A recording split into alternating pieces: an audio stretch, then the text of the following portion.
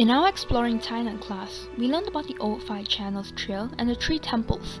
A brief summary of the temples, we have Lian Temple, which is located on the end of Nansha Channel. The Lian Temple is used to worship the god of earth, who provided protection for shipping businesses in the 1700s. And next we have the Temple of Medicine God. It faces the opposite side of Lian Temple, and is used to worship the god of medicine, which is the deity of human life and fortune. And lastly we have the Temple of Wind God. This temple is used to worship the wind, lightning and thunder gods. People pray them when they have arrived safely from a journey, which symbolizes the gratitude of these safe travels. In Japanese culture, similarly, they share a lot of the same deities and beliefs.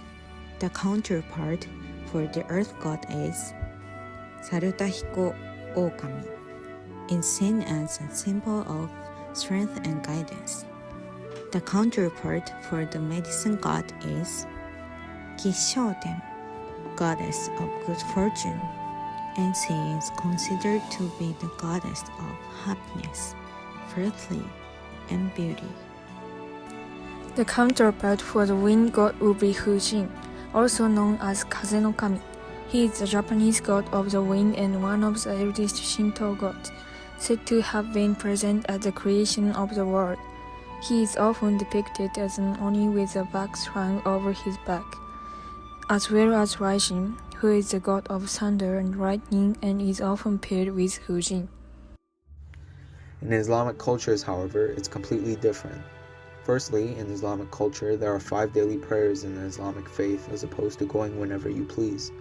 The 5 daily prayers include Fajr, or the sunrise prayer, Zohar, the noon prayer, Asar, the afternoon prayer, Maghrib, the sunset prayer, and Isha, the night prayer. And they are all based on the time of the day. These prayers must be within a specific window of timing. Also, in Taiwanese culture, or Taoist belief, there are multiple deities, whereas in Islamic culture there is only one, Allah. Finally, in Islamic cultures we do have buildings we pray in similar to temples. They are known as mosques. The basic requirement for the mosque is that the mosque should be pointed in the direction of the Mecca, or the house of God. The mosque also has to include a minaret, a dome, and a place to wash before prayers. The Lian Temple also has historical influence in Tainan's coming-of-age festivals, otherwise known as 多少16. This festival celebrates young people who are turning 16 years of age, marking their ascendancy into adulthood. While the festival has a long history in China, much of Tainan's tradition with it stems from the days when child labor was rampant in the dockyards of Five Channels area, and turning 16 meant gaining full adult wage and corresponding household responsibilities. In Arabian cultures, the turning of age means something entirely different.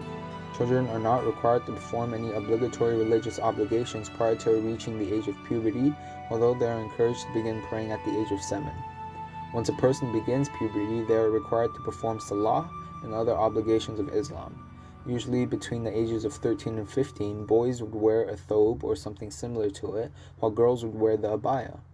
The abaya and thobe are an important part of Islamic culture as they enable the wearer to dress modestly. Wearing a loose-fitting clothing ensures that they are properly covered and modest in their attire.